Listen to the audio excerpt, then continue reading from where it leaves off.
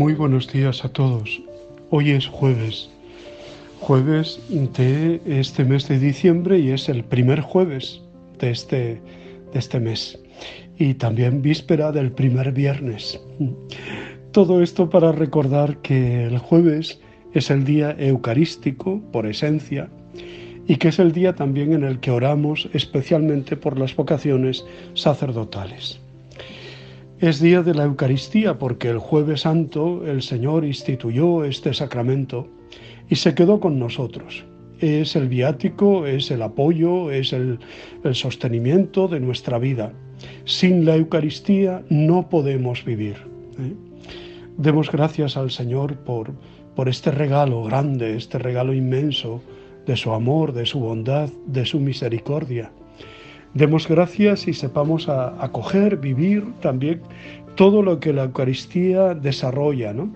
Siempre digo que la Eucaristía no simplemente se reduce al culto, ¿no? Sino que tiene también una extensión de compromiso, de vivencia, de alargar, podemos decir, la Eucaristía a lo largo de todo el día.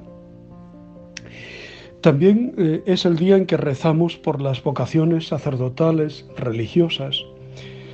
Pedimos por la santidad de los sacerdotes, la santidad de los seminaristas, porque haya jóvenes que escuchando la voz de Dios se decidan a seguirle, porque haya también familias que no machaquen o que no quieran aceptar la vocación al sacerdocio, sino todo lo contrario, que respeten esa llamada de Dios, la valoren y la cuiden, ¿no?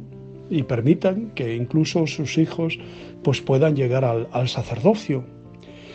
Pedimos también por esa intención. Hoy la Iglesia hace memoria de San Sabas, uno de los monjes que influyó muchísimo en la espiritualidad cristiana, ¿no? Y el texto del Evangelio es Mateo 7, 21 al 24, ¿no? Cómo escuchamos la palabra de Dios, cómo edificamos nuestra casa, ¿no? El que escucha estas palabras mías, durante el Adviento resuena la voz autorizada de los profetas que anuncian la venida de aquel que, cumpliendo la voluntad del Padre, abrirá definitivamente las puertas del cielo, para que entre un pueblo justo revestido de la santidad de Dios. Toda la Escritura nos conduce al Señor Jesús y Él nos lleva al Padre. Pidamos al Espíritu Santo la gracia de leer la Escritura con la fe de la Iglesia. No todo el que dice Señor, Señor entrará en el reino de los cielos, sino el que cumple, el que hace, el que vive la voluntad de mi Padre Celestial. Quiero primero repetirte varias veces esta frase, ¿no? Señor, quiero oírla de tu propia boca, como si tú me la dijeras hoy. Y así es, y así debe ser. Sin embargo, sé muy bien que tenemos necesidad de orar y que a menudo nos has recomendado también la oración. Sé que no rezo lo suficiente, pero en tu espíritu la oración y la acción no se oponen. Dices, no basta rezar, pero hay que hacerlo para que pueda decirse que ello no basta. Ahora es mi momento de oración y digo, Señor, Señor. Por lo tanto, acepto todo lo que me revelas en este texto. Tú me envías de nuevo a mis tareas humanas, a mis responsabilidades de cada día. Se trata de pasar con naturalidad de la oración a la acción, pero sin que ésta falte nunca la oración. Pausadamente procuro descubrir y contemplar la voluntad del Padre. Luego voy a hacer esa voluntad. Lo que interesa a Dios en mi vida no son únicamente mis momentos de oración, sino todos los momentos de mi jornada. ¿Qué esperas de mí, Señor, en este día de hoy? ¿Qué esperas? ¿Qué quieres que yo viva, ¿no?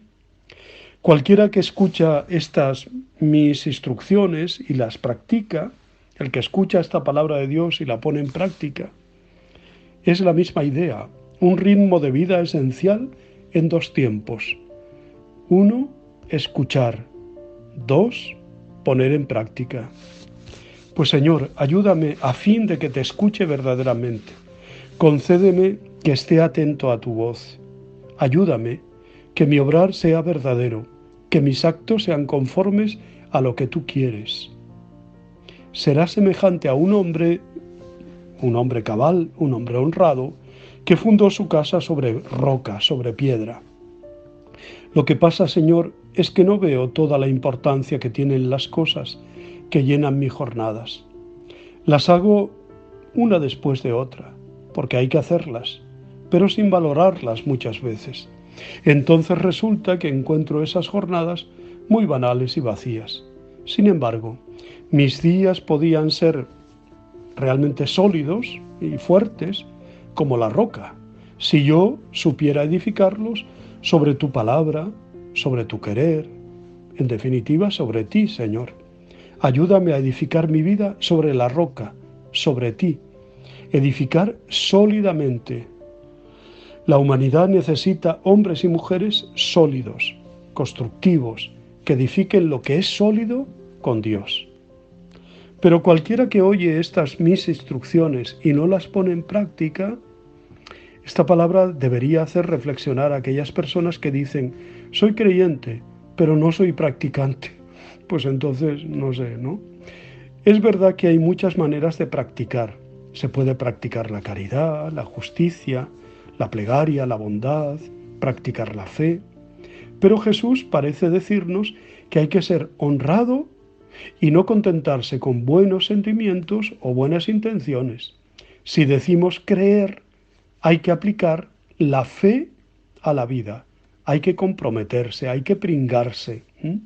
Hay que aplicar la caridad si decimos amar. Lo contrario es ser como una casa edificada sobre la arena.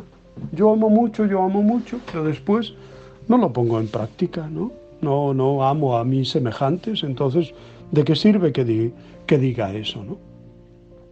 Adviento es tiempo de aclamar al Señor, sobre todo con el testimonio de su palabra, y edificando nuestra propia vida en Él, que es nuestra roca firme. Decía que hoy celebramos a San Sabas Abad, el año 532. Este santo fue uno de los monjes más famosos de la antigüedad. Nació en Turquía en el año 439. Era hijo de un comandante del ejército, el cual tuvo que partir a lejanas tierras y lo dejó confiado a un tío, pero éste lo trataba muy mal, y el niño de 8 años se fue a vivir con otro tío. Mas el segundo empezó a pelear con el primero, exigiendo que le debían pasar a él la herencia del niño si querían que lo educara. Y entonces el joven Sabas, amigo de la paz, se fue a un monasterio. Después, los dos tíos se arrepintieron de lo mal que lo habían tratado y lo llamaron otra vez a que administrara sus cuantiosos bienes, pero él ya estaba hastiado del mundo y no quiso volver. Después de pasar varios años como monje muy ejemplar en su tierra, dispuso irse a Jerusalén para aprender la santidad con los monjes de Jerusalén. Y allí, a varios kilómetros de Jerusalén, se hizo una celda, cerca de los otros monjes anacoretas, y se dedicó a una vida de oración y penitencia. Como era el más joven y forzudo de los monjes, acarreaba el agua desde bastantes cuadras de distancia, conseguía la leche y trabajaba 10 horas al día, haciendo canastos para vender y con eso conseguir los alimentos para los más ancianos y débiles. Había días en que tejía 10 canastos. Perdón. El más estricto y santo de los monjes de los alrededores, San Eutimio, lo invitó a irse a pasar los 40 días de la Cuaresma en el desierto donde ayunó Jesús y a dedicarse allí a ayunar con ellos también. Sabas empezó con gran fervor, pero a los pocos días cayó desvanecido de tanta sed a causa del inmenso calor. San Eutimio oró con fe y apareció por allí cerca un nacedero de agua y así logró no morir de deshidratación.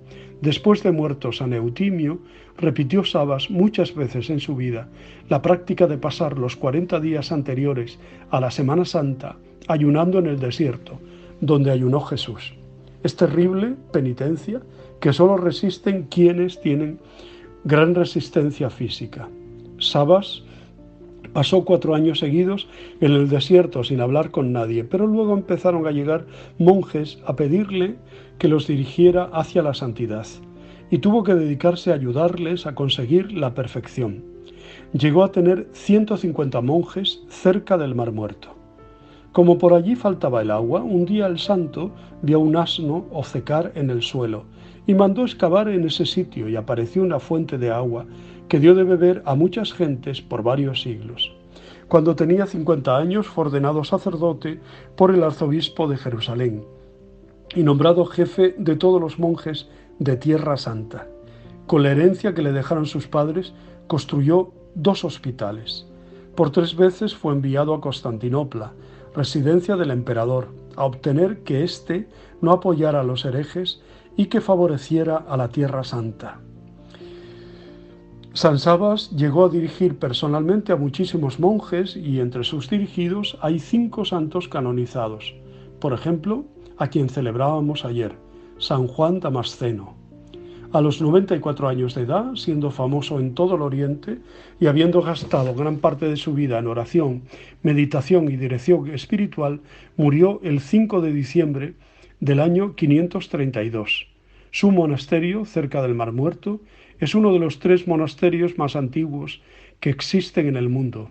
La fuente que hizo brotar todavía surte de agua a los alrededores, y las palmeras, hijas de las que él mismo sembró, siguen aún alimentando con sus dátiles a los monjes que allí viven santamente. Pues damos gracias a Dios por la vida y el testimonio de San Sabas. Os deseo muy buen día, os abrazo y os bendigo en el nombre del Padre, del Hijo y del Espíritu Santo. Maránata, ven Señor Jesús. Os quiero.